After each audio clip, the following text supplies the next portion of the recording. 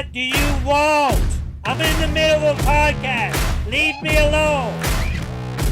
This guy who really is, I think, a bad guy. Russell, I think you are a bad guy. I'm not going to sit here and tell you what you want to hear. I'm going to tell you what the truth. I don't want him knowing where I live. You can hate Russell, but one thing you cannot take from Russell is his ability to play that game. I ain't finished playing just yet. Welcome to the Russell Hantz Show. I am your host, Russell Hantz, and we have something very exciting to talk about today. I have a guest that I'm not going to say his name because he's trying very, very hard for years to get on Survivor, and I don't want to hurt that chance by talking about previous survivors or whatever. They're weird out there. So how you doing, man? Not too bad, buddy. How are you? I'm pretty good. So I read an article. This is what I want to talk about today. It's gonna be a fun little podcast here. I read an article about and tell me if you've heard anything about it or if you know anything that maybe I might not know. But I read an article that they may be doing a season 40 of winners, which is surprising to me because I thought they would do a legend season. So I heard that they were going to do winners. Did you hear that? What's going on with that?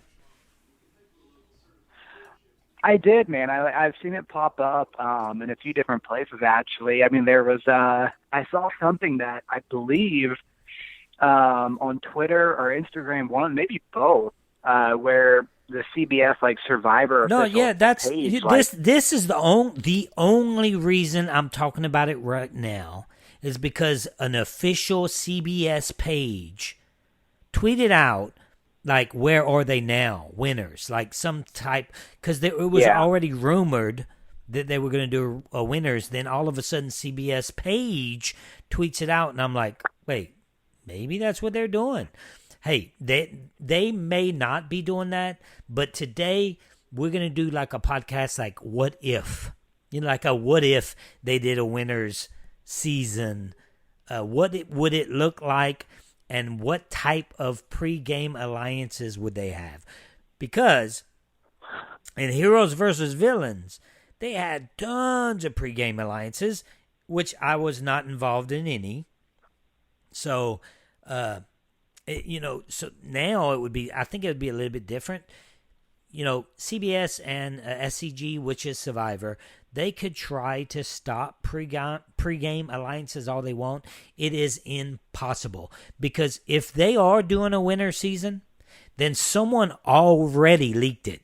I've seen a few a few articles already. So one of the winners, one of the people that Jeff or whoever called, they've already leaked it. So that's why we're talking about it, because we've been seeing it. You know what I mean? You still there? I mean, yeah, I'm here, man. Okay. So yeah, I don't know, man. I mean, the CBS putting up the article.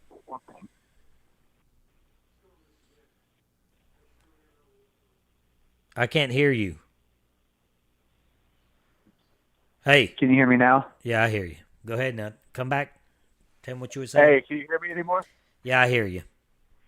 All right, good deal. Yeah, you cut in for a minute, but yeah, I mean, the CBS putting up those articles and stuff, on their pages was, one pretty good sign that maybe they were considering going that route. Maybe they were wanting to, see if, have people weigh in on, who. Maybe that was their way of being who do people have an interest in, after all these years? Or people so do you think that you think they may not be doing it? Or what are because you know a lot about what's going on. You know more about what's going on with this, with all this than I do. That's why I have you on, because I know you know some information. Do you think it's viable that they would do a winter season? I think season 40 is going to be all winners. I do. Yeah, without a doubt. Okay. I mean, if you asked me that a few months ago, I would have been like, I got no idea what they're doing. Hell, dude, a few months ago, I don't even know if they knew what they were doing. I mean, the names that I've heard, the concepts that I've heard being tossed around the last few months, they wanted to do something big. And I think because of that, I think anything was on the table, and I think anybody was on the table. Right. Even Ultimately, Brandon from what I'm Hance. hearing, I don't know if Brandon Hance. I don't know about that one, but I mean, Right. I do think there were a lot of big ideas and a lot of big names floated around, and ultimately, I think they're going the route of all winners. Now, with that said, it's not just this article that's kind of making me think that. It's also the fact that there's some stuff going around on social media where some former, more old school, if you will, winners are actually posting they're upset, and almost they feel kind of slapped in the face a little bit. Well, who is this? Let's hear it. They're hearing. So there's Vesepia, the winner of Survivor Season 4. Right.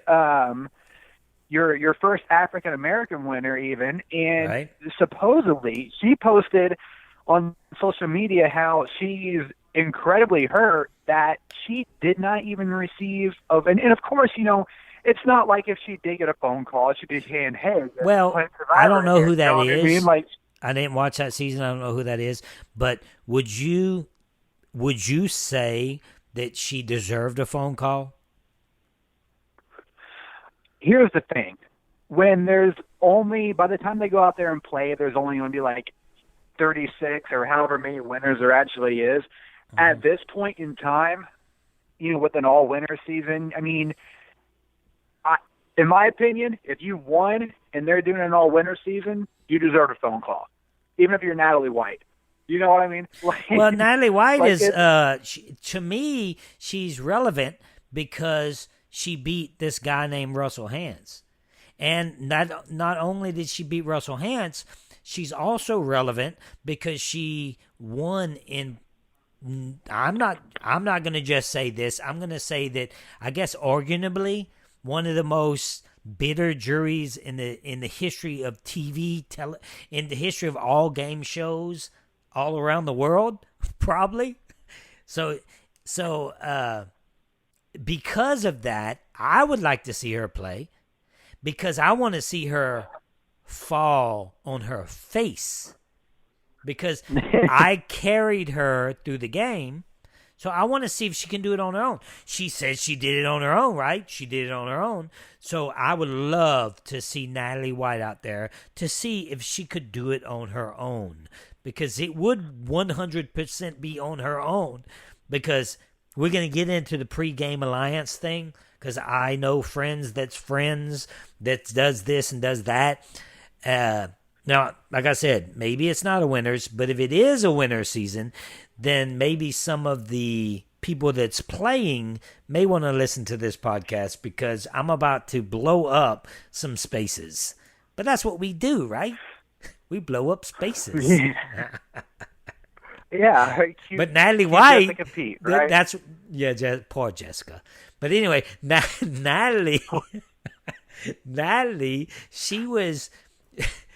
The reason I'm saying that now, and with Natalie in the same paragraph is because Natalie knows no one. I know for a fact that she wouldn't have a pregame alliance. She would be out there like I was. I didn't have a pregame alliance, and I know some of you guys think that maybe that sucks. Hey, it sucks. Pregame alliances, you don't get to see what's going on. You don't get to see the conversation that they're having. That's why SEG hates it. That's why CBS hates it. Because no one knows what's going on. You don't get to see it. But we'll just go right into one of the examples that I have. We have Sarah. This I don't understand why she'd be out there, but she's probably going to be out there if they do have the winter season. Because she may be one of the most boring winners in the history of the game. in my opinion, I think Natalie was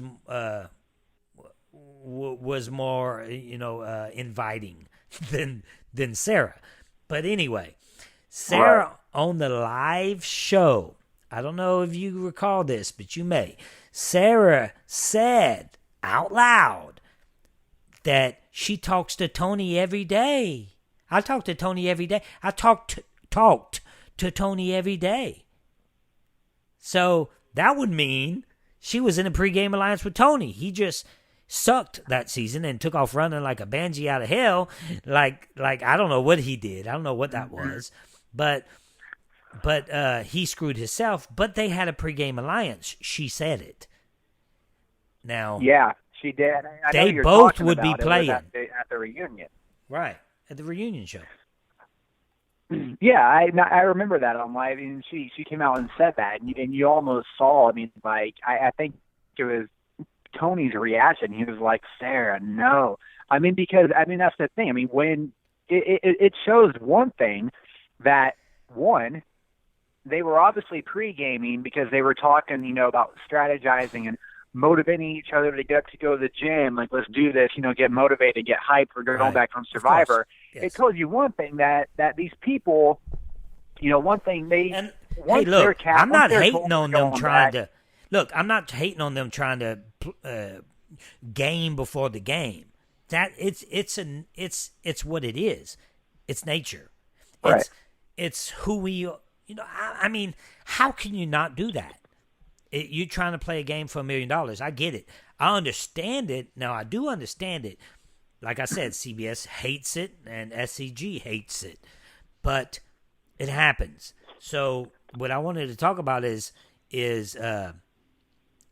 who, if it happened, who would be aligned with who. And who, right now, we're going to say who's going to win this game. If it's pregame alliances and all this, throwing everything that I know and you know together, we're gonna figure out who's gonna win it. So you're gonna have to help me because I didn't watch a few of the later seasons. Like Wendell, I didn't watch Wendell. I didn't watch the Wendell season, but I think Wendell has a shot to win in an all winners season. What do you think? So, just touching on a few things. I mean, that we've ran into already. Natalie White, I think she'll be there. Really? And here's why. That's crazy. Natalie White's a blonde, and in addition to that, you gotta think one thing. They've waited so long to do an all-winner season that CBS typically gives you, a diverse, younger cast. Most of our winners now. I heard Natalie White had 2 babies. Just saying. You know what? She's kind of a killer mom blonde. We don't know, man. But it's like here's the thing. She may be a MILF. Right. The thing is this too is like I don't know. I mean, Adam, who won a few years back, and I don't know if you ever watched his season. If they do an all-winner season, he's likely to be, unless somebody wins this current season right now, who's younger, he's probably going to be the youngest winner on the cast, and I'm pretty sure he's close to 30. That's crazy. Will be the oldest cast that Survivor has ever had. That's crazy. When you think of it like that. I mean, when you think of it like that, it doesn't sound good. It sounds like, I remember saying this on the phone with you the other day, is that I don't think having an older cast will necessarily hinder the level of gameplay we're going to get. Okay. The challenges will probably be a lot less entertaining. I'm going to give you a list right now that was sent to me. I'm sorry for interrupting you. I just brought this up right now, and I didn't want to forget it, but because I have it in my hand with my phone right now, but someone sent me a list and asked me if it was correct. And of course I was like, I have no idea if it was going to be a winner's cast, who would be on the cast. Why are you sending me this list? So in other words, I was like, what? Dude, I don't know.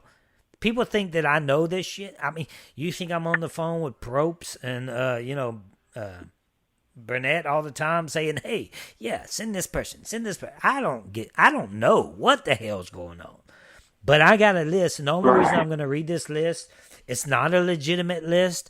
But it's a list, so it's something that we can actually talk about. The list looks pretty solid, but how solid can you actually be? Because you don't have that many winners that you can really talk about. But let's go ahead and read it off. I'm gonna go ahead and read it off in entirety, and then we'll go from there. It's Boston Rob, Good, man. Hatch, Tyson, Tony, Todd, Earl, Yule, Nick.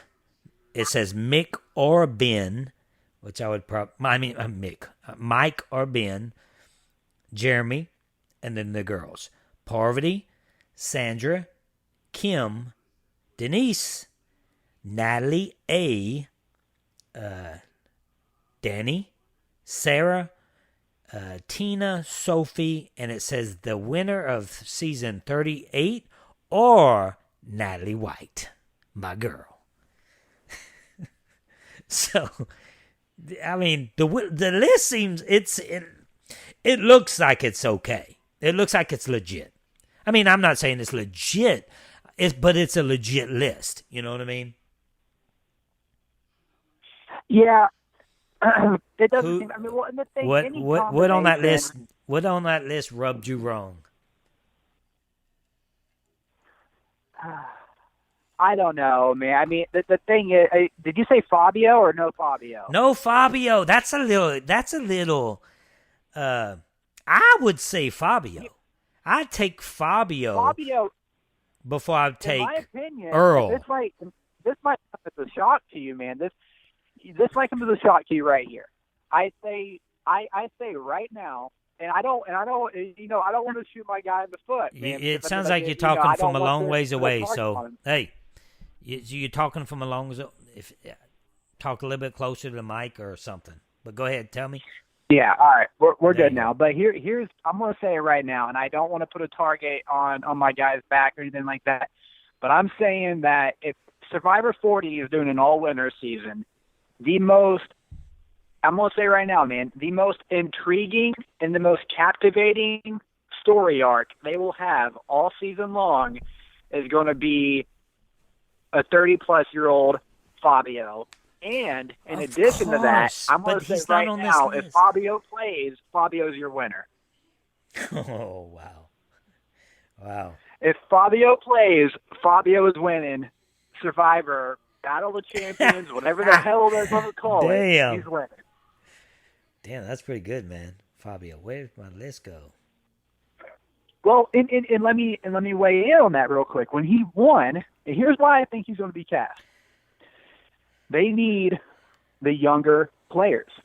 Fabio was arguably, given his, strategic gameplay to be desired, but he was like 21 when he played and when he won. Right. Not only that. No, I agree. He's one of the most. Yeah, he was one of the most. I agree. Loved winners of all time. You can take out a few of these people and put Fabio, Earl especially. Nick, yeah, Ben, Mike, whoever that is, or Ben. I don't care. Yeah, Jeremy. I like Jeremy Mike and was Ben are pretty much the same player. Jeremy's a legit winner, but he's just not that fun to watch. I mean, that's just me though. So, well, I mean, Fabio would be the shit on this list right here. Besides Fabio. You don't even have what's his name? I just said his name recently. He just recently won. He beat Dom. Wendell. He's not even on this list. This list is trash. So this list is definitely trash. Cause it's trash. Russell spoken. That list is out. It's out. We're done. It's out. I need another list. Because I think Wendell would 100% be out there.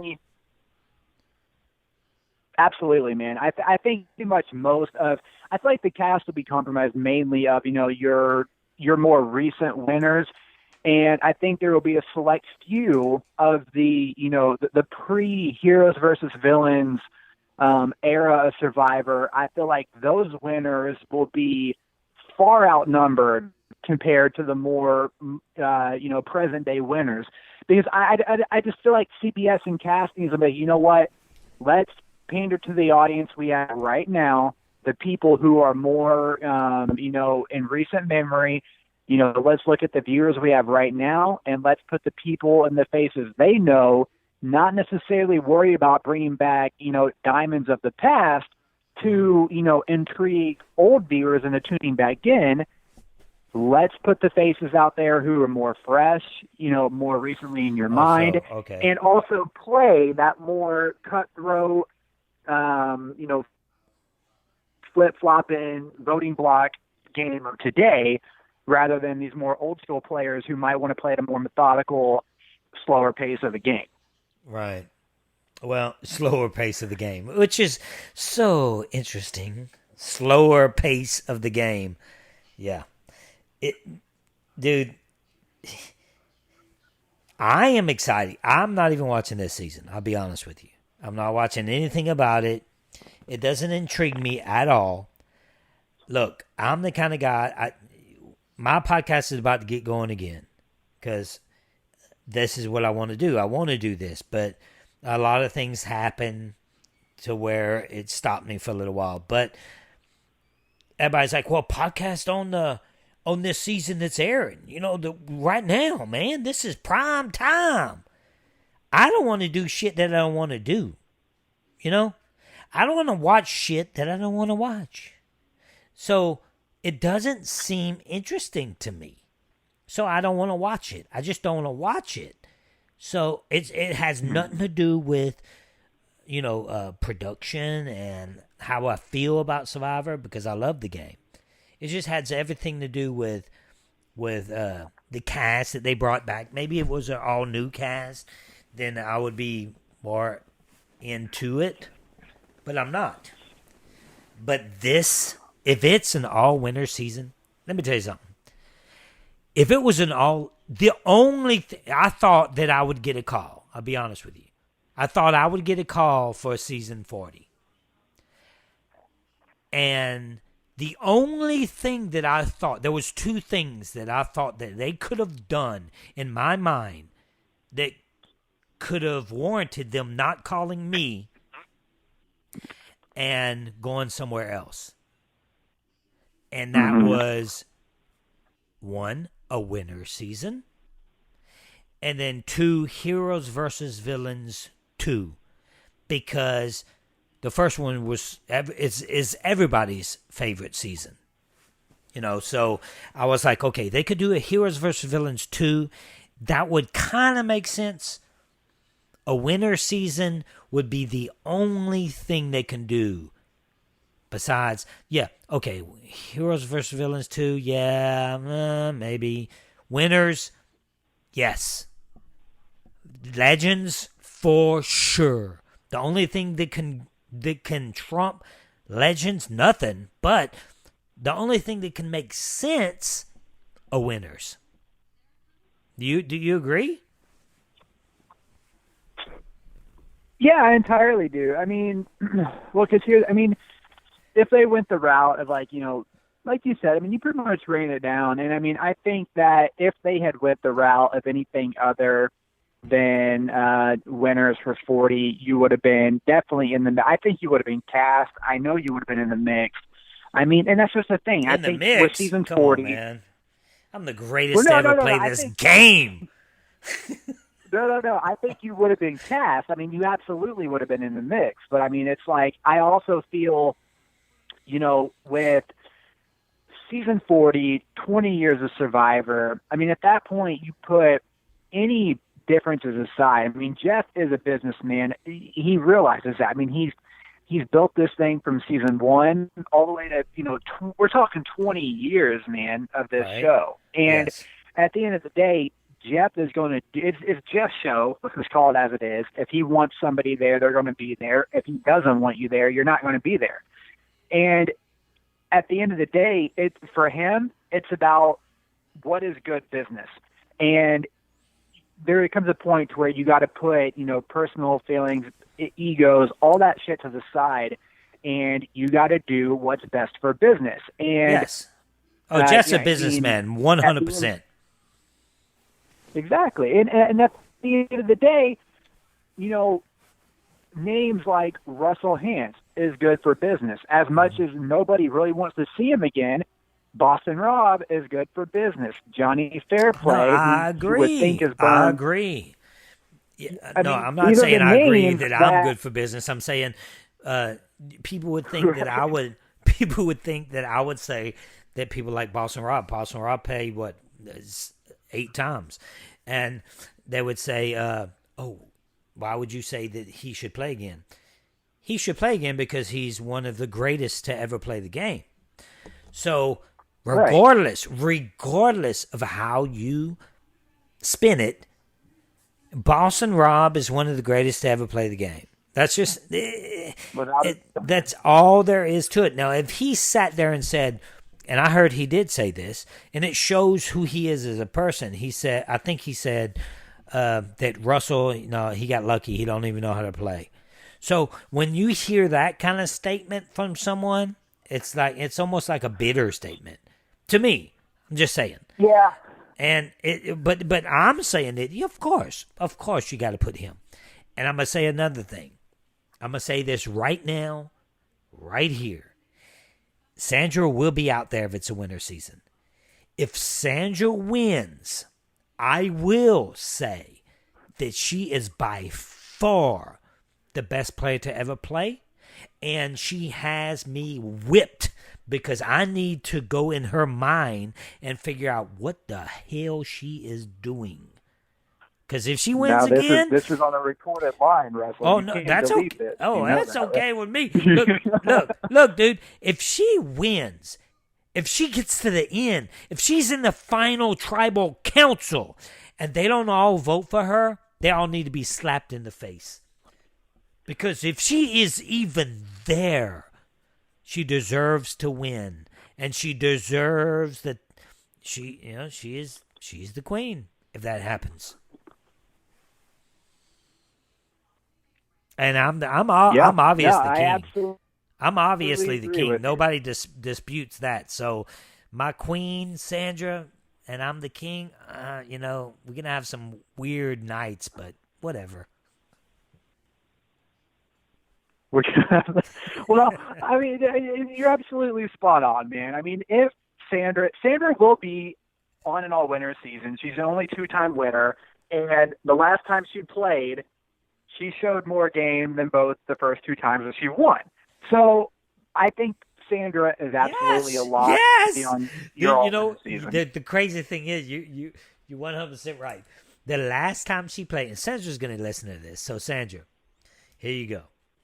The last time you played, it was great. You was playing a good game, but that's not what wins the game.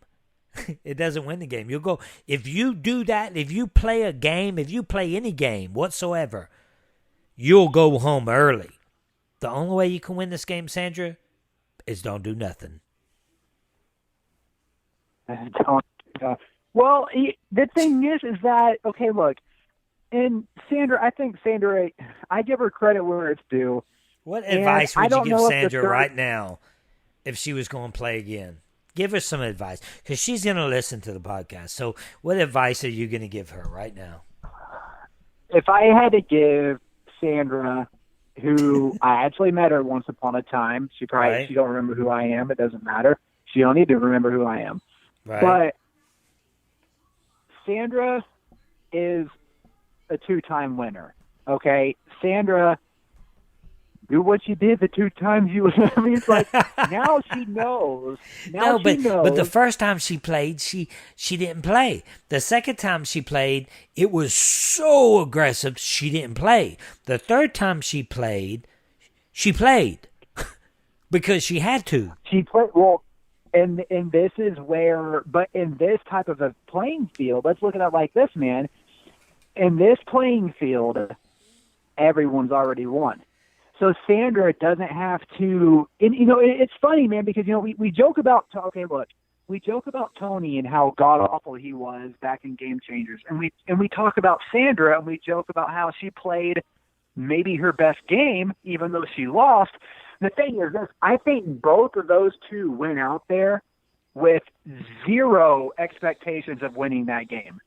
Tony was like, in my mind, Tony got his money. He went out there, played, knowing he's not going to win.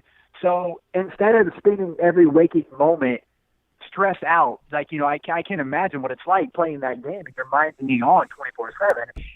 Instead of going out there and being in that zone, he went out there and just was batshit crazy and right. just, I can't really say play balls to the walls because it was ridiculous. But, I think he had no expectations of winning that game.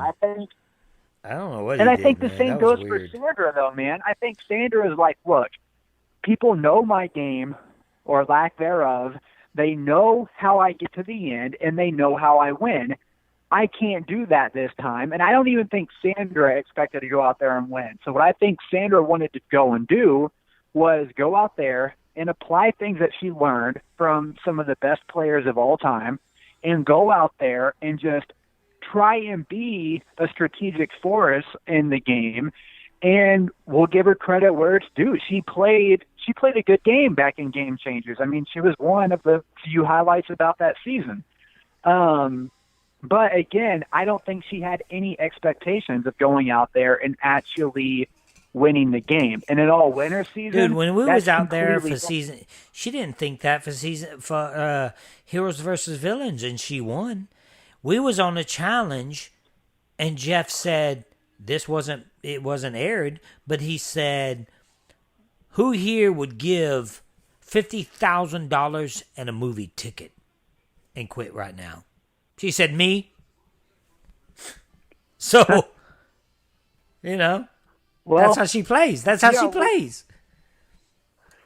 Well, and that's my advice to her, man, is that she's out there in an all-winter season. Look, everyone is going to be, in my opinion, everyone is going to be playing. And I think the all-winter season, it might pick up, who knows, but I think it's going to start off. I think the all-winter season is going to be incredibly dull and very boring. Right. Because you're going to have all these people with a perfect record who are going to be, and this is the best way I can describe it, and hopefully it makes sense. Everyone is going to be more concerned with losing rather than winning. Right. If that makes that makes all Everyone the sense out in the there- world. Everyone out there playing is going to be so worried about losing that they're not going to be worried about winning. Almost like And- it was, and it will be the most bitter jury in the TV, even more bitter than mine. Oh, without a doubt, it'll be the most bitter jury of any Survivor season, because you're going to have people. Most of them, some of the winners have gone back and they've all failed, on a repeat, except for Sandra. So some of them have tasted that, she failed that on a what it's repeat. like to be voted off. Sandra failed on a repeat. She went before Yeah, the so, jury. I mean- Yeah. Now look, I want to say Exactly. before I keep going on and talking about these survivors, look, I've recently reached out to Sandra and apologized for anything that I said negatively to her, because that's not what I'm trying to do here. That's not what this podcast is about. I don't want to sit here and tell, talk negatively about people that I don't really personally know.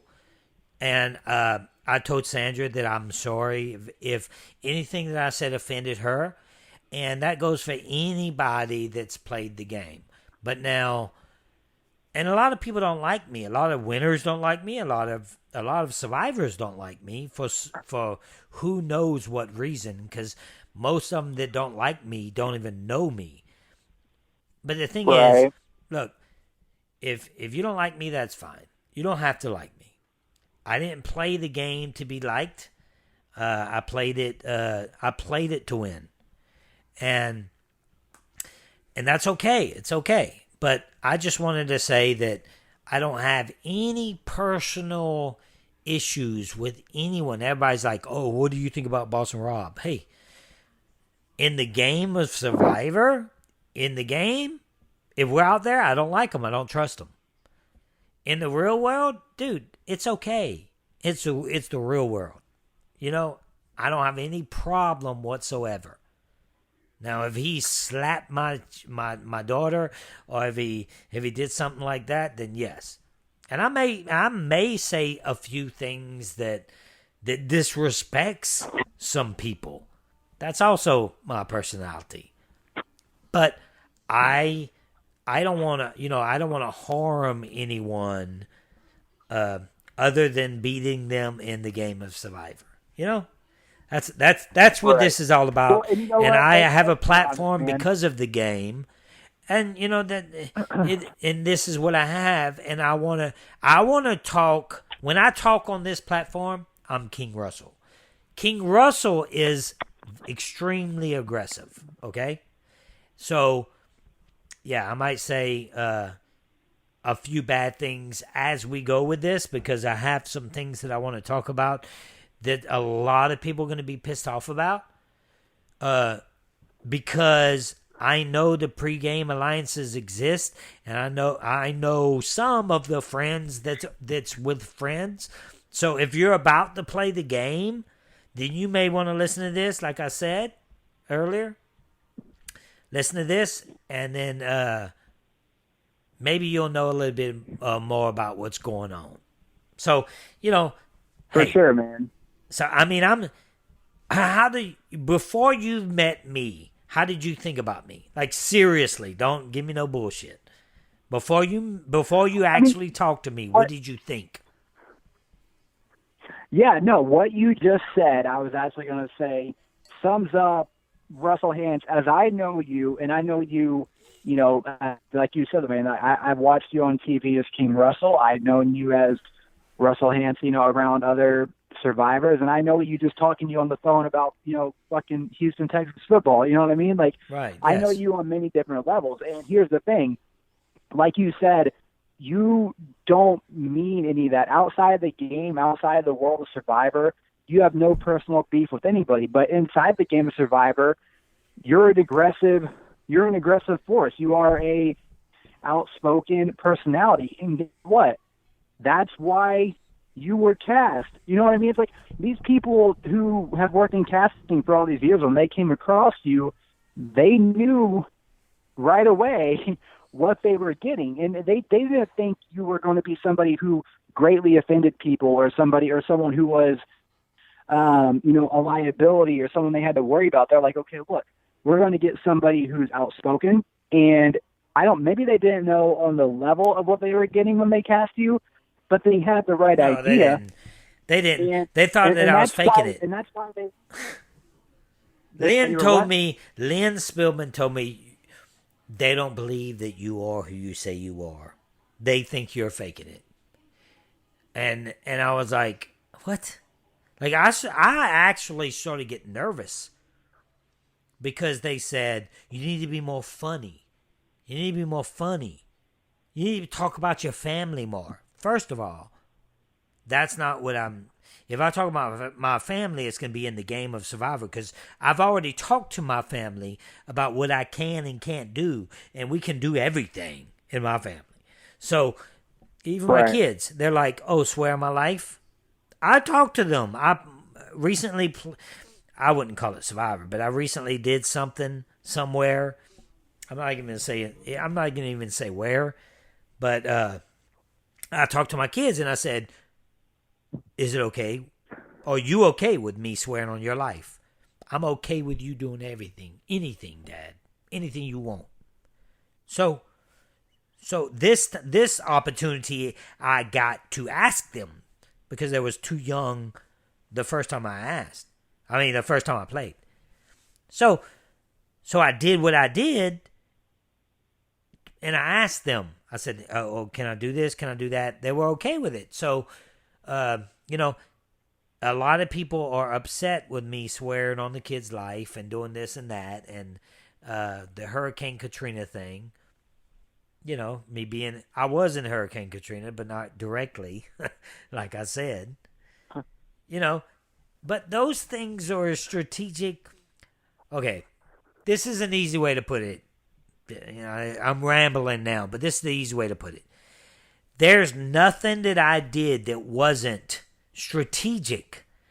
Nothing I did in that game was vindictive. You watch the people these days. They're vindictive in the things they do. I was strategic in everything I did. I was strategic. Yeah, no, I definitely think, you know, like I said, man, like, I mean, my first impression would be the first time I saw you, I mean, I was intimidated. I'm like, okay, well, this is right. You know, you do have that aura of you're an intimidating, you know, personality. You are, but that's also because that's Wait, what does you've seen on it TV. seem like I'm an aggressive person? The first time you met me. An aggressive person outside of the game of Survivor? I mean, No, I not at can all. be. Oh, look, I can be aggressive if, look, it is what it is. If somebody wants to fuck with me, then I can be aggressive. That's for sure. Like, I'm not the kind of guy that sits here and says, "Hey, I'm a tough guy," and walks away. If somebody, you can sue me, you can do whatever you want, but if you approach me and you want to be tough, then we're gonna see who's tougher. You may beat my ass too. You may beat my ass, but you're gonna fucking sweat. That's for damn sure. So what I'm saying is, that is me right there. That's who I am as a person, as a father. If somebody messes with my kids or something like that, but I think I'm a nice guy. With me saying that and then saying I'm a nice guy, it may seem a little weird, but I think I'm a nice guy. I think that I get along. Look, I get along with you. You came to me. You was a fan of the show, right? Yep. And we become good friends since then, right? Oh, without a doubt, man. Absolutely. I'm not someone that's snobby and sticks my head up and I can't relate to my fans at all. That ain't me at all. Would you say that? No, dude. I mean, and that's the thing. I mean, like when I first came across it, I was intimidated because I thought, okay, well, this is Russell Hantz, the aggressive personality that we see on TV. You know, and I'm not going to sit here and say, oh, you're edited that way, but you were cast for that reason, you know? And so, I mean, I don't think that you're an aggressive person by nature. I think, you know, that part of it was the persona of King Russell. I remember you saying that, you know, Coach was part of your inspiration of being on there, you know, because he created the Dragon Slayer. Now, do I think to me, the Dragon Slayer was phenomenal. When I watched that, I thought it was breathtaking. I was like, the Dragon Slayer, this guy's fucking amazing. And I implemented myself with Coach while I did my casting, because you got to realize that he was 18, I was 19. While I did my casting, I talked about Coach a lot. There would have never been a King Russell without the Dragon Slayer. And, you know, we don't get along. You know, coaches, we get along. He's done podcasts and stuff. But, I mean, I don't think he would trust me if we would play again. And that's okay. It's fine. But, you know, he was the reason I played as the if you want to quote character unquote that I did, was because of Coach. So, you know, he was an inspiration to me.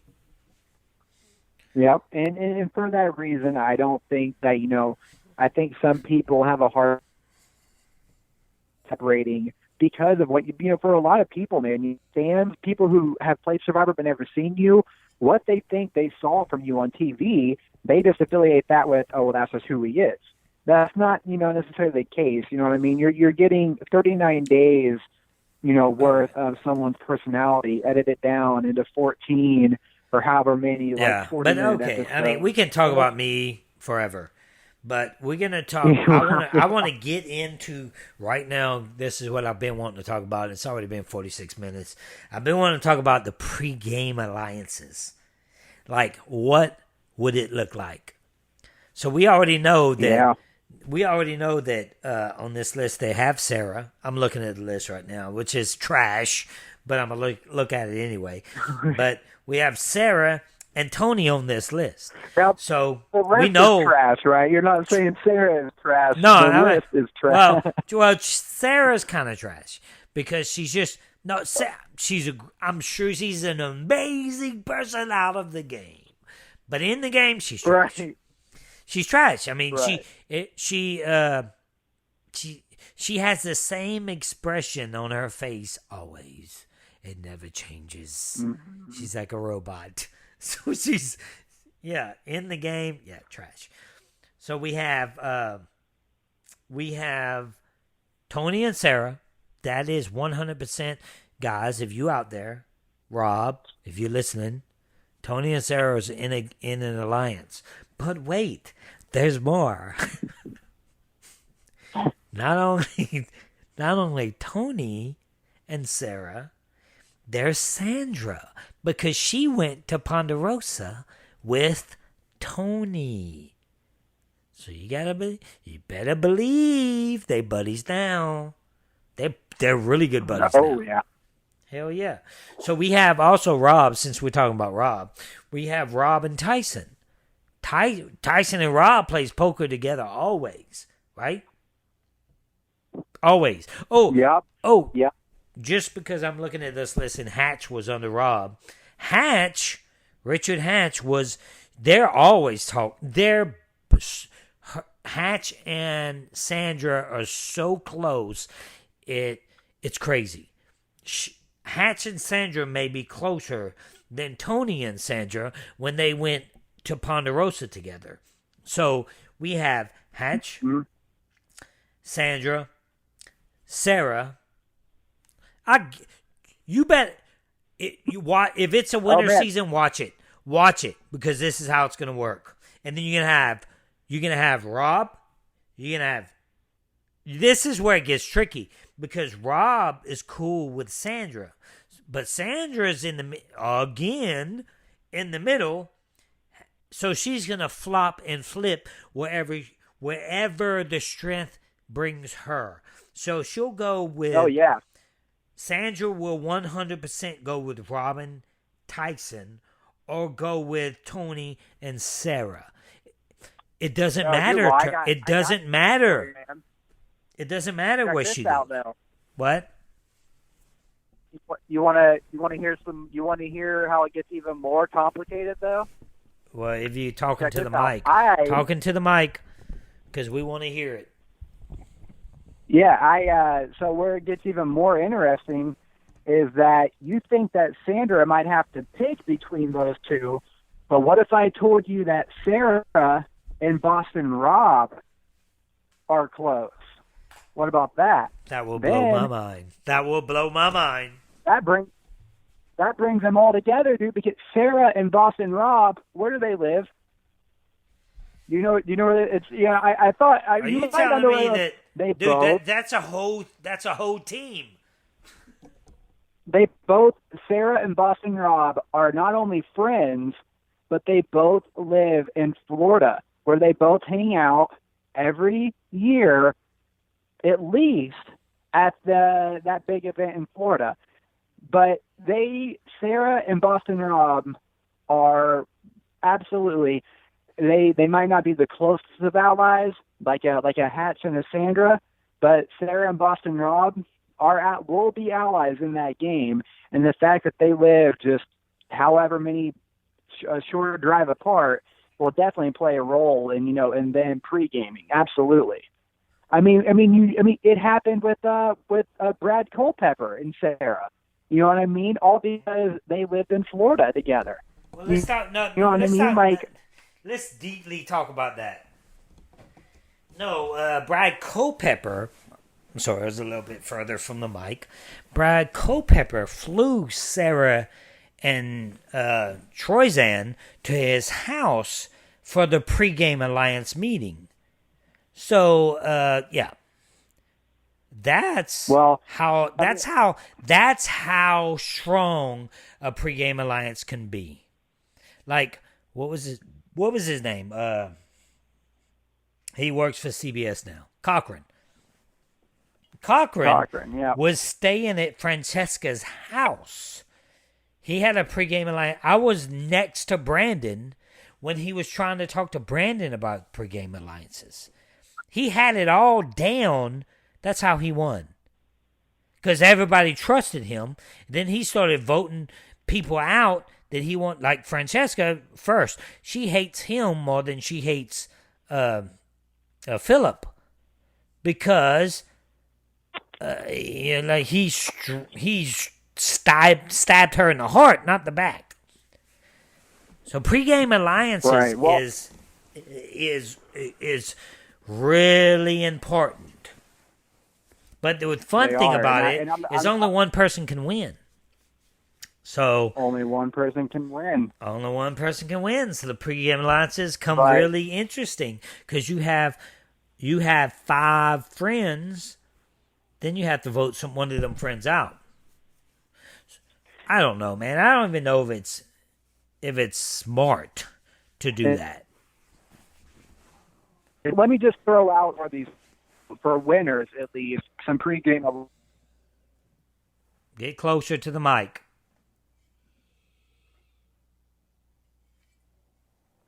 These are some pregame alliances. Get closer to the mic. I didn't hear anything you just. Hey, stop! I didn't hear nothing you just said. Get closer to the mic and tell me what you're Tell me what you're saying. You can hear me now, though, right? Yeah, I hear you now. All right. So, just looking over some.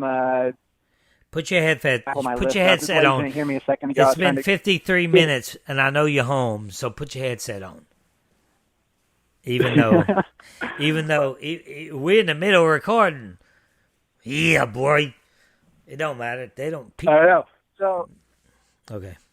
Go ahead. So here it is, man. Some of the big pregame alliances for an all-winner season that I think we could see, and I'm gonna throw them out there, and then you just once I get them out there, you tell me what you think about them. All right, here's the big one. Is Sandra again popping up, but this time with Todd, the winner of Survivor China, who had Todd could win this. Like Todd could win this game, man. Todd could win this game. Todd could absolutely win the game. He is my choice to win. All right, so I got Fabio winning it. You got Todd winning. I like both of them. I would be happy with either one. But Sandra and Todd are incredibly close. I don't know if you watched it or anything like that, but Sandra was heavily involved with supporting Todd through all that. They're very close friends in real life, right. So they would be. Todd is 100% out there because of his battle with alcoholism. I don't know. Maybe I don't know what all the battle was, but I know it was alcohol was really involved. I heard a few stories when it comes to him on Dr. Phil and the stuff like that. Like they got him drunk and. I don't like Dr. Phil. I think he's a fucking pussy because I think he exploits. He's a fucking pussy, man. Dr. Phil, if you watch it, stop watching because all he does is he sits there and he thinks he's some kind of big bad. He's supposed to be a psychiatrist. You're going to talk to this 14-year-old girl like she's some grown-up on national television? He wants to show... But this ain't about Dr. Phil. This ain't about Dr. Phil. This is about Survivor. And And season 40 will be winter season, according to my guest. No. No. Well, okay. So the next pregame alliance that I have written down here is we're going to get into some different names here in a second. Are you going to shock me? Are you going to shock me? Are you going to shock me a little bit? Let's see here. You think some of this is going to be like, oh, what? Because the Sandra Rob thing was what? Because I'm going to tell you right now, Sandra would not ever, ever, ever trust Rob. All right, man. This is not Sandra. I'm sorry, Sarah. I'm sorry. I want to get this right because they're listening. Yeah. Sarah would never ever trust Rob. Sandra would 100% trust Rob. See, it's weird like that. But go ahead. Well, hell yeah, they're listening. Russell, I'm about to shock the hell out of you, dude. Okay, this is a pregame alliance that for an all-winter season that we know that will happen without a doubt. People might not expect it, but it'll be there. Boston Rob, and I've heard he will definitely have a pregame alliance with this chick named Amber. No, that's not going to happen because Amber is my future wife. Oh shit! Okay, Amber's not playing, dude. They won't do that. No. Here's the thing: if they call the Mariano household and they said, "Dude, Amber, they have Rob, 25 children. They need someone to stay home with the kids. They need someone to stay home with the kids." One day we're going to do a podcast on these. Do we think Boston Rob would give up the screen time? Dude, one day would Boston Rob give up the screen time for his wife? No. No, he would not. No. Dude, one day we're going to do a podcast on what I know about these people. And it's going to be an amazing podcast. But I'm going to have to wait till Survivor is over to do that. Because exactly. Because if I did that, I would never play again. I mean, she will not. I mean, all jokes aside, though, a couple more pregame alliances, and I'm going to throw them out there. I'm just going to start hitting them, and then you run through them. Sarah and the the Survivor Philippines winner, Denise, are actually from the same hometown back in Iowa. Oh, no, alliances. So Sarah actually has an alliance with everyone. Right? Every single person is playing. Yeah, Sarah's aligned with everybody. Let's see. The next one I got Sarah may go for because she's not a threat physically, and she doesn't do anything really strategically that you can see. She just looks like she's sitting there, doing nothing. I can see Sarah going far because of that. Sarah should go far, man. This is the problem with winners. If the big names go early, they're screwed. If Rob, Hatch, who else we got? Tyson. Dude, if there's not many. There's not many names that you know. And if these go early, they're screwed. Then they have Natalie White. They have Denise. They have, what was her name that beat Coach? What was her name to beat Coach? Sophie. We have Sophie. Guys, this is what I think happened. This is what if this is a winter season, this is what I think happened. I don't think this is Jeff's deal. I think this is CBS's deal. Just like I think the Game Changers. I don't think that was Jeff's deal. I think that was CBS's deal. Come on, CBS. You have shows being canceled fucking weekly. Like, stop. Right. Let Jeff do what he does. if Jeff was 100% in control of everything, but he is not. CBS has his hand. If he was in control of everything, it would be a better show. I think he tried to make it a better show by firing Lynn. A lot of people don't like that. I don't give a fuck. What am I going to do? Play Amazing Race with Rupert? You see, he sucked last. I watched it. He sucked. He didn't know what the hell he was doing. He had his thumb up his ass. And then he said, this is as hard. This is harder than Survivor. No, it's not harder than Survivor, bitch. It's just you have to have a brain to play Amazing Race. I completely agree with you, dude. I think Jeff, your Survivor is his baby, man. And I think, like you said, him letting Lynn go, it pissed off a lot of people. And I think there's even people who have they called to play because of that firing. Look, this has never been said, and I'm going to say it because I see Jeff. I know Jeff. I mean, I'm not saying I know him. I know him. Of course I know him, but I know him. When he got rid of Lynn is when them two people got quit. Because look at the timeline. Because when they quit, Jeff was pissed because he wants people to play the game. He wants people that understand the game and that's ready to go the long haul. If you ain't ready to play, then don't apply. And I think he was upset, so pissed when those two quit at the same time as she got fired. That is just I don't know, but that's just who I know. That's who I know. I'm thinking in my mind who I know as people like I know. Lynn, hey, she got locked up in more of the Hollywood thing.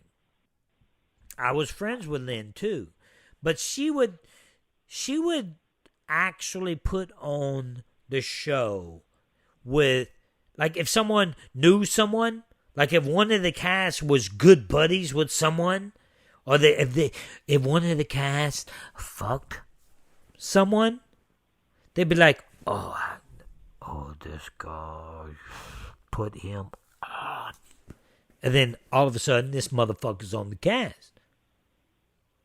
That's how it was. Yeah, okay. No, that's how it was. That's how it was with Lynn, and I seen it. I was part of it. I didn't fuck Lynn, but I was part of that group. I was part of that group. They have a little group that they like to share with each other. They like to call themselves the LA group. They do their little things. They go to their little parties. Some of the CBS cast some of the CBS executives are involved. I'm not going to say the names, but do you know who you are? And Jeff got tired of that shit, so he cut it off at the knees. And I applaud him for getting rid of Lynn because it was an amazing thing to do. She didn't get me on the show. You should be ashamed of yourself.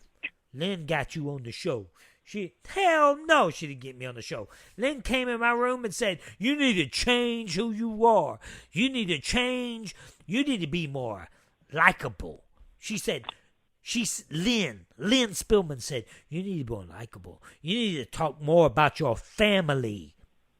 So I go in the main cast and I say, her over there, that girl over there, right there, says I need to be more likable. If I need to be more funny. If you need a fucking comedian, that's not me. So, I don't know what the hell you got to do now. So, that's what I said. At the main casting with all the CBS involved. So, what I'm saying is, Lynn tried to control things. Jeff was pissed.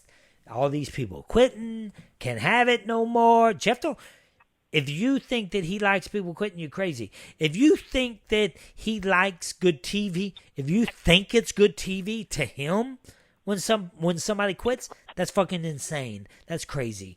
Because he does not want people to quit. He wants them to go the long haul. He wants them to play the fucking game. Heroes versus villains. He hollers at us. At us! The biggest cast ever.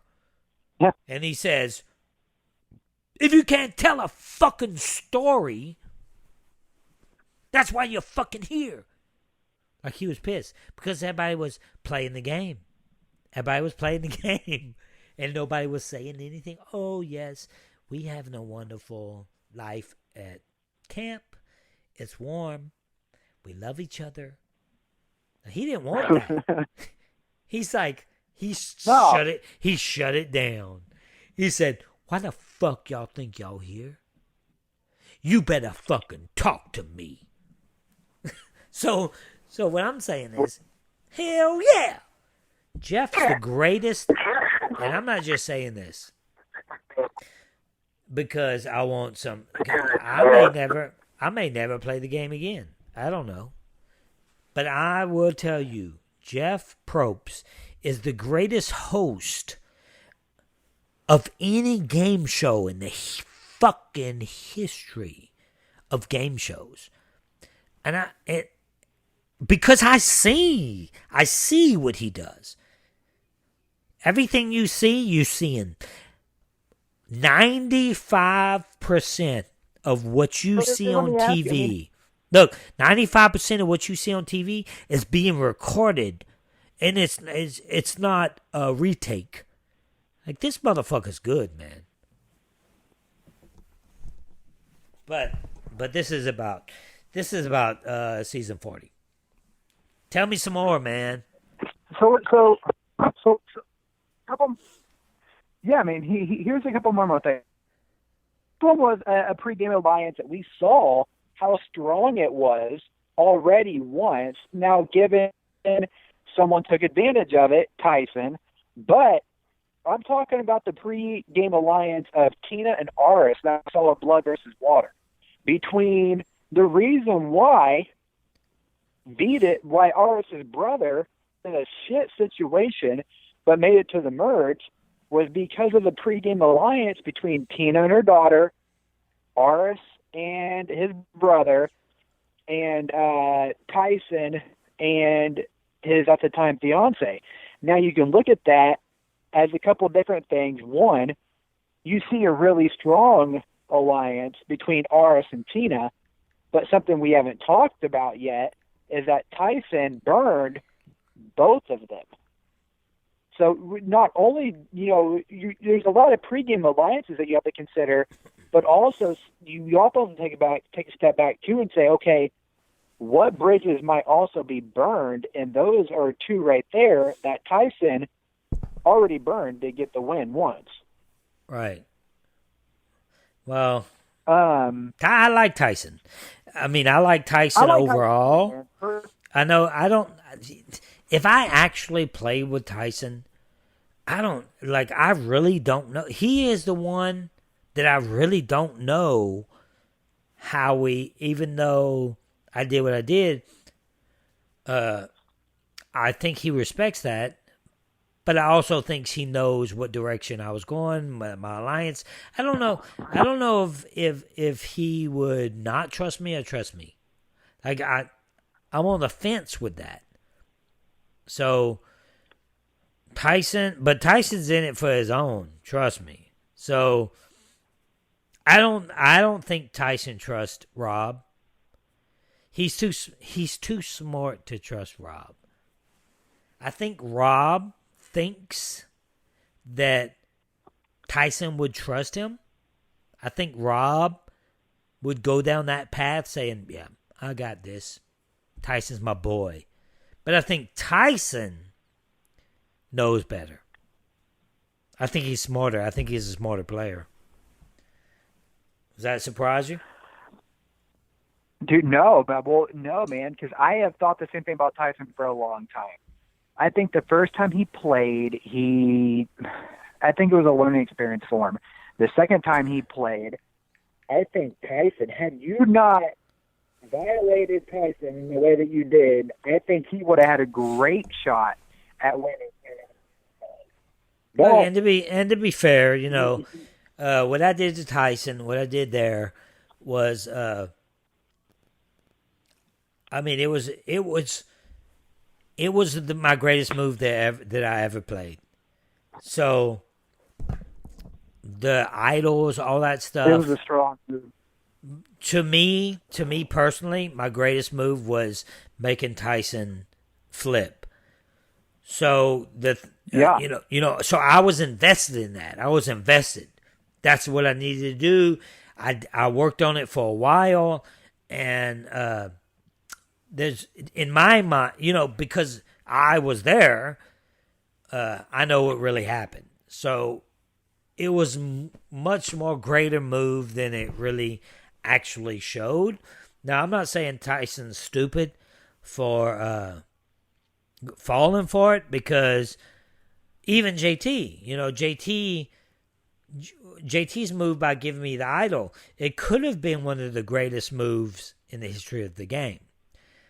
So all I want to say is there's a fine line between the greatest move to ever play in the game and the worst move to ever play in the game. It's almost like love and hate. And Tyson's move, Absolutely. Tyson didn't want to take the risk.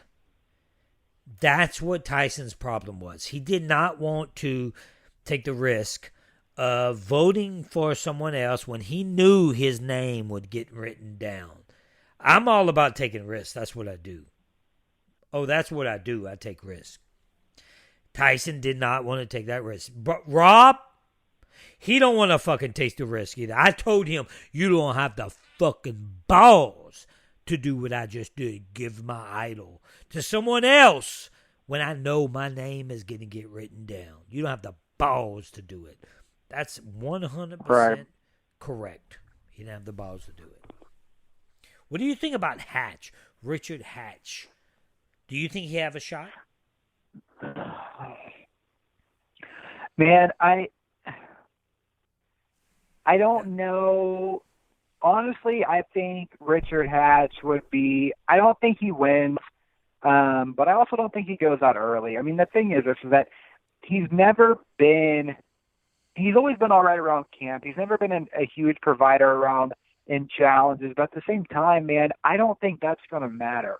I don't think your efforts in the challenges. I think the challenges almost, just are going to be just borderline irrelevant in an all-winner season. So I don't see that playing too big of a role. I think it's going to be more of a Hatch hasn't played in so long, but just the legacy that Richard Hatch has within Survivor is going to do one. This is what gets me, man, because I'm a Survivor.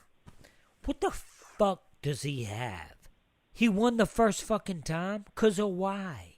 Because he created alliances? Are you kidding me? What dumbass legend that you know of that wouldn't create... You think for 1 second I wouldn't create an alliance? You think 1 second Boston Rob? You think Sandra, Parvati?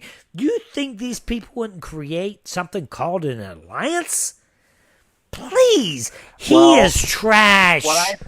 He's trash. He don't belong in the game. He is going to be going early. Well, I do. I don't think he wins, and I don't think he goes out the gate early. Here's my prediction for Hatch, is that Hatch goes roughly around the time the jury starts. Rather or not if he makes it right onto the jury or if he goes home before the jury, I think that he gets around that point in the game, around the seventh person voted off. And here's why, is because, you want to say, like, Hatch, what's the hype? Well, he's also in that Jeff Probst, last name club. No, Hatch, I don't believe that. Donaldson. Well, I mean, like, he's been hyped up for so many years. And I think it's the fact that, just legacy goes, outside the game as well, between the stuff we know with the legal. I mean, his name was everywhere. You know what I mean? Like, right. We're talking about the guy who 40 million people all across America. No, I get that part. Win. Yeah, and I think that's where it stops, honestly, man. Because, I mean, the gameplay, he hasn't played in so long. Is he capable of playing the modern version of Survivor? Probably not. And I think that will be just a shock to his system when he gets out there and he's playing the game. He 100% cannot play the modern Survivor. He can't. No way. No, he can't do it. He can't do it. And I think Hatch goes out of the game the same way that he went out in All Stars when he played, because the people that he plays with.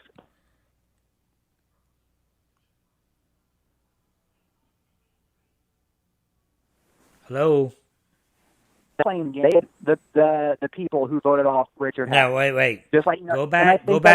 Wait. Stop. You pause for a second. So the people he plays with, what?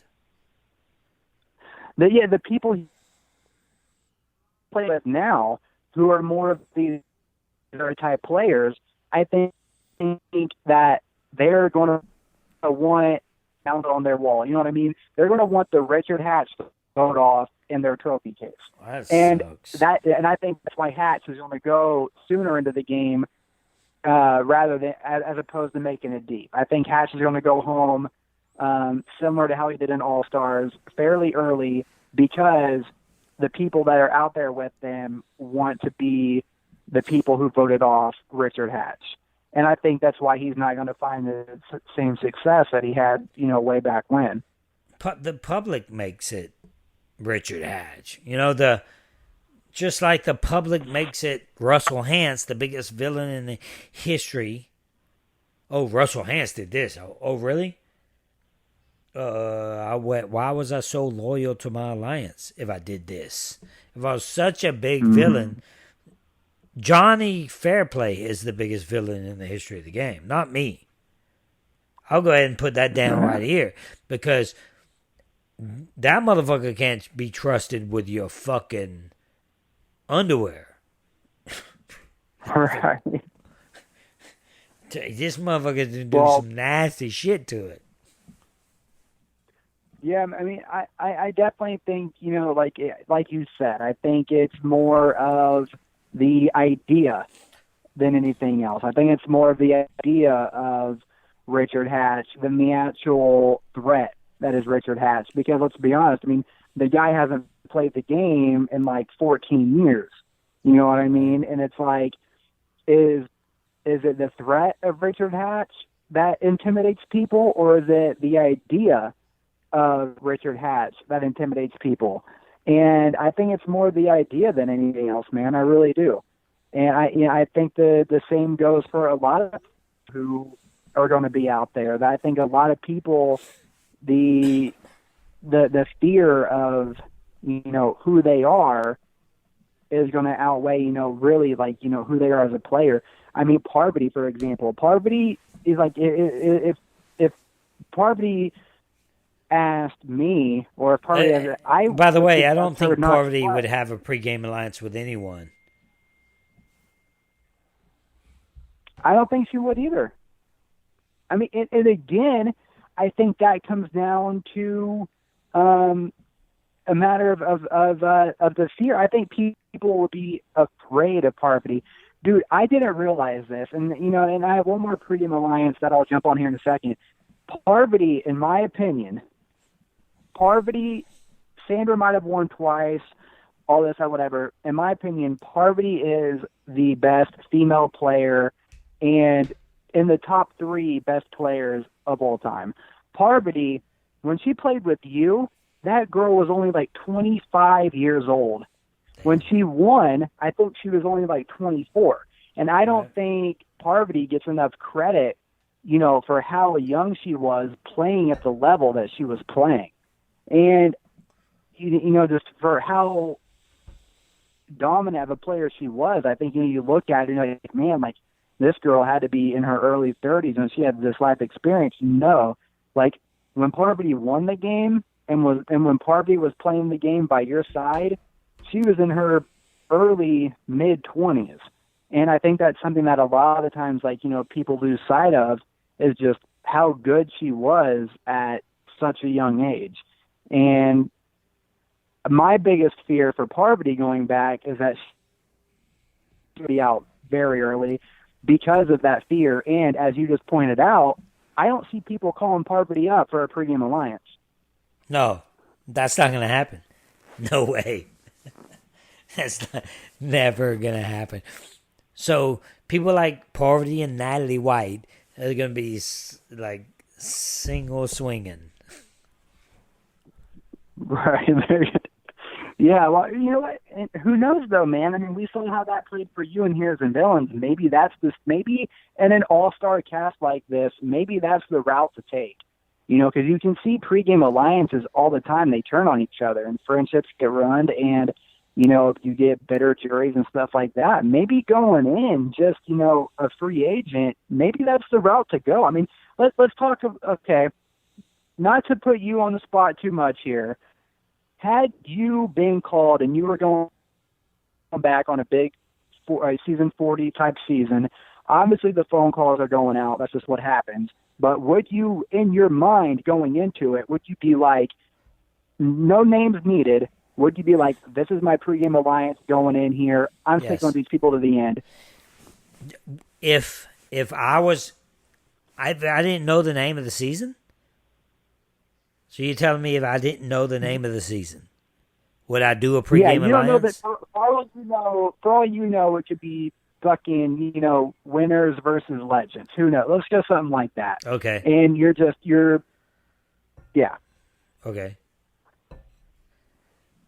If I would do a pregame, you're asking me if I do a pregame alliance if I knew it was winners versus legends. Like if I had to choose the people myself, like you have to, first of all, you have to understand, okay, is this person going to play? Is this person going to play? Because if you start calling people randomly, then you're going to just look stupid. That's how this shit gets out, by the way. That's how this shit gets out. Look, I'll tell you right now, I have gotten at least 7 phone calls from previous players because nobody knew what the season was going to be. So, if the season was this or that, you don't know. You don't know what's going on. You can say, and production likes to say, pregame alliances are so dangerous. Well, tell Sarah that. Tell Cochran that. They have $1 million in their bank account because of pregame alliances. So I can guarantee you one thing. Whoever winners, has a pregame alliance. That's what sucks about the game. Look, that's what sucks. It sucks. But that's the facts. Yeah. I mean, when you have returning players in the fold, that's what you're going to get. And the interesting thing about this one, too, is that if they're doing all winners and the winners have, in fact, caught wind of it and they've pretty much, come to the conclusion that's what it's going to be, there's only so many of them. You know what I mean? You know who the winners are. I'm pretty sure they have a private Facebook group. You know what I mean? It's like, when you're talking about a season and the group of people they have to pick from, those calls are going out. Those conversations are already happening. People are committing. People are making alliances, and because when you know exactly who you're potentially going to be out there with, why wouldn't you make those phone calls? You know what I mean? So you're not. It's just like in the game when somebody looks at you and says, "Hey, do you want to align with me for this vote?" You smile and you shake your head yes, even if you don't really mean it. You know what I mean? So how much they're going to mean once they get out there, I expect every winner to be in some form of a pregame alliance. Now, the ones that hold true or the ones that fall apart, that remains to be seen. That's but going I to be the fun guarantee thing. you- That's why I want to watch it. And I'm not going to sit here and say, it's. I have said the game is flawed, but this isn't flawed. This way, everybody has the same equal right because everybody knows everybody and they do what they do, right? When I played Heroes and Villains, I didn't know nobody. I went back to back. So when people say, oh, he had an advantage because nobody knew him, really? Everybody was friends. They had phones, I found out, at Ponderosa. And you're going to tell me that I was, what? No, I knew nobody. That's what made it so great that I went all the way to the end. And that's what made them so pissed. Because they all had their pregame alliance phones, texting each other, oh, we're going to make this happen, this is going to happen. We're going to vote this person out. Like trying to control the game completely. And your boy Russell ain't going to let that happen. Right? Right. Well, and that's, and that's why I think, for the couple people, I mean, obviously everyone's going to know who the Natalie White is. They're going to know who Parvati is. But that's why I think that those people who might not be as invested, they're going to talk. I mean, they're not going to sit on their ass the next few months and not talk to nobody. I mean, that's just not going to happen. But Natalie White will not talk to nobody. Well, that just don't seem like a good idea. But it's not because it's going to be a good idea for me because I get to do right now I'm going to tell everybody, I haven't done this yet. And we had Survivor after Survivor passed with me having a podcast. And everybody's like, Russell, you have a podcast. Why don't you do Survivor on podcast? They do the episodes. Hey, man, do the episodes. You make more money. And I'm like, man, I'm going to do what I want to do. And I'm going to tell you right now, if they do a winter season, I am podcasting every fucking week. Because we're going to talk about this shit. Because this is what I want to see. That's why I'm okay. I'm okay with it not being legends, man. I'm okay with it being winners. Because I see it. You know what I mean? I can see the fucking tragic problems that they're going to have because they're all friends with each other.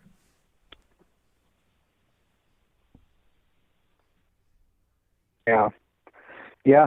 And you're likely spot on, man. I mean, we've talked about a lot of pregame alliances. The last one that I had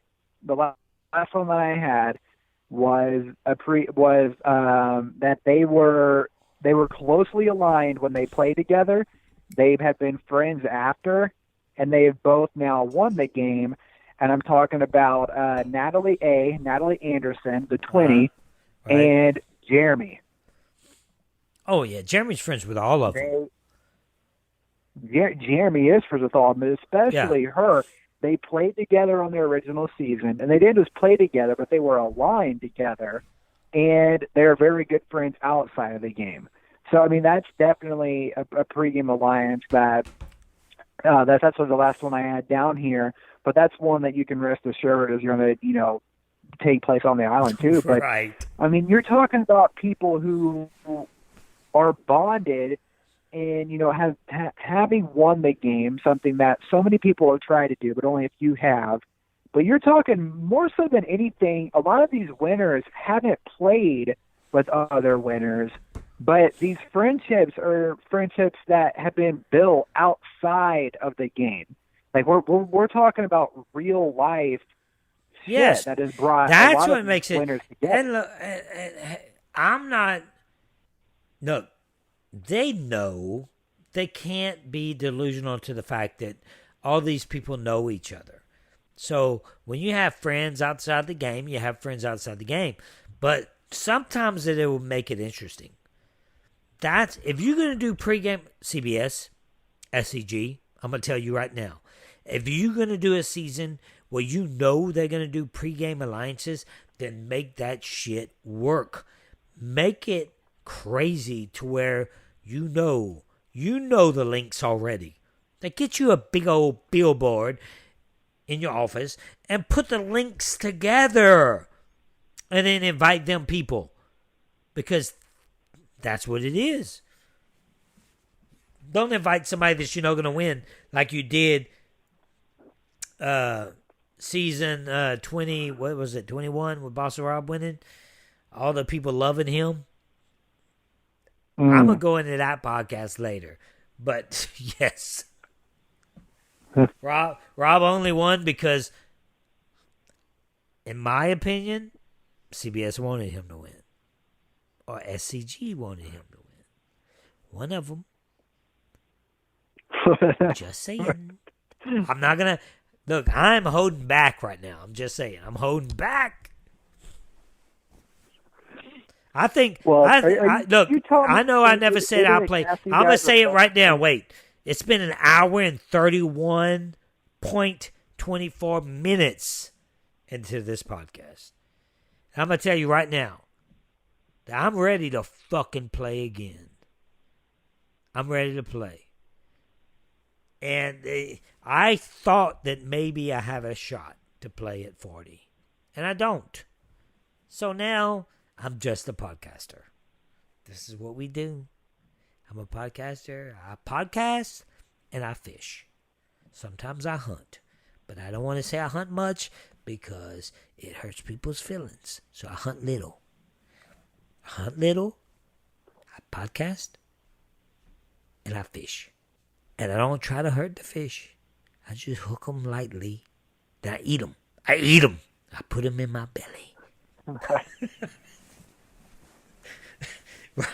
That's what I do now. So let me ask you this. I'm just telling you what I do. In the not so distant future, I eat fish.